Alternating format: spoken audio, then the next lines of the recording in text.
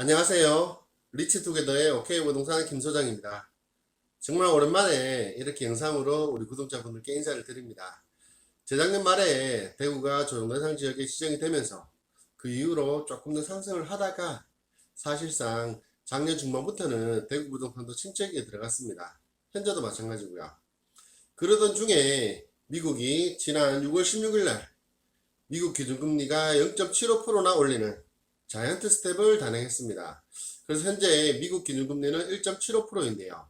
현재 한국의 기준금리도 동일합니다. 1.75%고요. 그리고 앞으로 미 연준에서는 올 연말까지는 3.5%까지 올릴 계획이 있다고 합니다. 워낙 인플레이션이 심하다는 얘긴데요. 사실 최근 2년 동안 코로나19 이후로 미국이 기축통화국으로서 돈을 엄청나게 풀었습니다. 그런 만큼 당연스럽게 인플레이션은 예상되는 그런 효과였는데 이제서야 미국은 금리 인상으로 물가 인상을 잡겠다고 합니다. 그러면 당연스럽게 경기 침체도 더 예상이 되고요.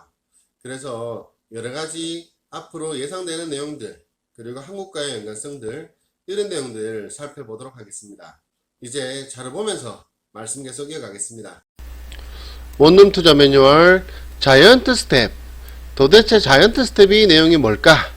이 내용 속 시원히 알려드리고요. 그리고 최근에 FOMC라는 말과 FED라는 말 많이 들어보셨을 겁니다. 이 내용 설명드리고요.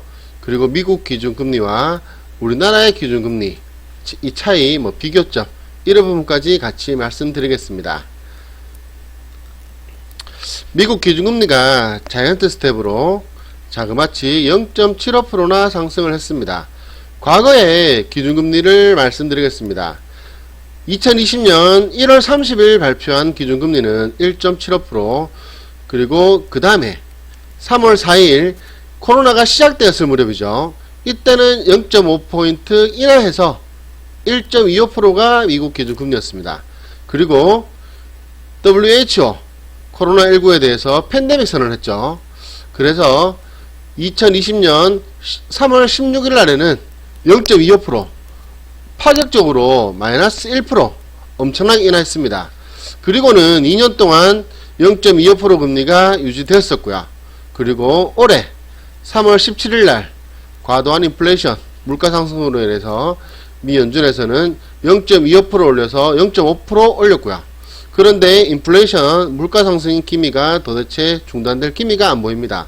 감소될 기미가 안 보이다 보니 5월 5일 날에는 빅스텝으로 0.5포인트나 올립니다. 0.5포인트를 올리는 걸 빅스텝이라 하고요. 그 다음 이번 6월 16일 이때는 자이언트 스텝으로 0.75%나 올렸습니다. 원래는 5월 5일 이후에 6월 16일 전에 6월 초까지만 하더라도 6월 한 10일 전까지만 하더라도 요 빅스텝이 많이 예상했었습니다. 그런데 이대로는 안되겠다. 이 연준에서 FED에서 이제 계속해서 생각을 했던 내용이고요. 그러다 보니까 0.75%나 올렸고 현재 미국 기준금리는 1.75%입니다. 방금 말씀드린 내용입니다. 2020년 3월 16일 코로나19에 대해서 WHO의 팬데믹 선언이 있었죠. 그래서 미국은 파격적으로 금리를 1%나 인하했고 사실상 제로금리에 돌입했죠. 0.25%면 사실상 제로금리라고 보시면 됩니다. 그리고 올해 3월 17일 그동안 2년 동안 미국은 기축통화국으로서 엄청나게 돈 풀어도 되죠. 기축통화국이니까요. 그러다 보니까 과도한 물가 상승은 필연적으로 따라옵니다. 그래서 금리를 올리기 시작했는데 FED, 미 연준에서는 올 연말까지 3.5%까지 올릴 계획이 있습니다. 물론 이것도 변동이 되겠죠. 이렇게 금리를 올리는데도 물가 상승이 진정이 안 된다면 더 올릴 수도 있을 거라고 짐작은 됩니다. FED는 페더럴 리저브 시스템이라는 용어로 직역을 하면 미국 중앙은행 시스템이고요. 제롬 파월이 의장입니다. 이 제롬 파월이라는 사람, 이 사람 말 앞으로도 엄청나게 들으실 겁니다. 우리식으로 해석하면 연방준비제도, 줄여서 연준이라고 이해하시면 됩니다. 미 연준을 얘기할 때는 FED다 이렇게 생각하시면 되겠습니다. 그 다음 페이지로 넘어가면 남은 FOMC 일정, FOMC에서 미국 금리를 결정하거든요. FOMC는 미국 연방공개시장위원회를 뜻합니다. 이 FOMC가 열리면 미 연준에서는 이제 회의를 거쳐서 현재 경제 상황을 의논한 후에 금리를 결정하게 됩니다. 총 4번 남았습니다. 7월 말쯤, 7월 26일, 27일 사이에 한 번 있고요. 그리고 9월 중순, 20일에서 21일, 그리고 11월 초, 1일에서 2일, 12월 13일에서 14일. 아무래도 한국과 미국의 시차가 나다 보니까 우리나라 시간으로는 새벽 시간이 될 겁니다. 총 4번 남았고요. FOMC 회의에서 FED가 기준금리를 결정하면 결정한 후에 마지막에는 의장인 제롬 파월이 인터뷰합니다. 이 내용이 전세계 금융시장의 이목이 집중이 됩니다. 저 또한 마찬가지고요. 많은 분들이 지켜봐야 될 내용입니다. 보통 한 새벽 3시 반, 4시쯤 이때 많이 인터뷰가 이루어지더라고요. 그 다음에 우리나라도 어떤 액션이 있겠죠. 우리나라는 금융통화위원회, 줄여서 금통이라 부르겠습니다. 금통위 통화정책회의에 따라서 결과가 나오는데요. 우리나라도 총 4번 남았고요. 먼저 7월 14일 한번, 8월 25일 한번, 10월 14일 한번, 11월 24일까지 총 4번 남았습니다. 미국도 4번, 우리도 4번 남았네요. 다음 페이지를 넘어가 보겠습니다. 경제에 대한 영향을 최소화하기 위해서는 통상적으로 금리는 0.25%씩 올리는 게 일반적입니다. 그런데 인플레이션 등의 우려가 커질 때는 0.25%보다 더 큰 폭으로 올리기도 합니다. 인플레이션은 뭘 의미하냐면 화폐 가치가 하락해서, 그러니까 우리나라 돈 만원이 10년 전에 만원하고 가치가 똑같지 않죠. 이 화폐 가치가 하락하여 물가가 전반적으로 그리고 지속적으로 상승하는 경제 현상을 말합니다. 이게 인플레이션이고요. 그리고 이번에 미 연준에서 발표한 자이언트 스텝 0.75% 인상은 1994년 11월 이후 처음입니다. 자그마치 28년 만에 이뤄지는 거고요. 그만큼 미국에서도 경제적으로 굉장히 안 좋다고 보는 거고요. 인플레이션이 많이 심화되었다, 이렇게 판단하고 있습니다. 그리고 현재 미국과 한국의 기준금리는 1.75%로 똑같습니다. 그러면 미 연준에서 다음 달 FOMC에서도 미국 금리를 인상할 여지가 있는데요. 아래 내용입니다. 7월 FOMC에 의해서 0.5% 빅스텝 내지는 0.75% 자이언트 스텝, 이 미 기준금리의 상승이 확 실시됩니다. 0.75% 예상이 지금 90% 이상이긴 합니다. 그렇게 되면 한국의 기준금리를 역전하겠죠. 역전하게 되면 어떤 현상이 나타날 것인가? 물론 우리나라도 결국 올릴 겁니다. 그렇지만 우리나라 경제의 펀더멘털은 미국처럼 탄탄하지 않습니다. 더군다나 우리나라 가계부채는 자그마치 1900조 원 되죠. 어마어마합니다. 그렇기 때문에 미국만큼 급격히 올리기는 어려울 겁니다. 이 내용은 다음 페이지에서 도표로 한 번 더 설명드리고요. 미국 기준금리의 상승이 지속이 되면 환율이 상승이 될 겁니다. 환율 상승이 예상되는데요. 환율이 상승되면 외국인들이 자본 유출이 심화될 겁니다. 아무래도 우리나라는 아직까지 남북 분단 상황이다 보니까 위험 부담이 분명히 있습니다. 외국인 시각으로 봤을 때는요. 그런데 우리나라처럼 개발도상국, 선진국에 거의 진입했다고 보긴 보지만 우리나라를 투자를 할 때는 미국보다는 조금 더 많은 수익을 기대하고 투자를 할 겁니다. 이런 상황에서 우리나라 기준금리와 미국 금리가 똑같다면, 오히려 역전되어서 미국 기준금리가 더 높다면 당연스레 외국인들은 자본 유출을 하겠죠. 보다 더 확실한 시장에 투자하는 게 나을 거고, 그 확실한 시장에 투자를 하는데도 불구하고 수익이 더 나니까요. 이해되시죠? 그렇게 되면 가장 먼저 유가 증권 시장이 안 좋을 겁니다. 쉽게 얘기하면 우리 코스피, 코스닥 증권 시장이 아마 폭락할 겁니다. 그리고 수출하기에는 좋을 겁니다. 당연하죠. 환율이 상승이 되면 1달러에 1000원 할 때 하고 2000원 할 때 하고 수출하기에는 훨씬 더 낫습니다. 그렇지만 반대로 수입할 때는 과거에는 1000원이면 수입하던 제품이 지금은 2000원에 수입을 한다. 이렇게 되면 자연스럽게 우리나라도 물가 상승이 예상이 됩니다. 이렇게 되면 우리나라도 사실 상당한 부담이 있습니다. 인플레이션이 가중되겠죠. 다음 페이지를 보시면 한국과 미국의 기준금리 격차, 이 표를 2018년부터 비교해 놓았습니다. 자료 출처는 한국은행과 미국 연방준비제도에 의해서 나왔습니다. 먼저 2018년에도 보시면 금리가 역전되었습니다. 오히려 미국이 더 높았죠. 여기 까만색이 까만색이 미국이고요. 그리고 여기 푸른색이 한국입니다.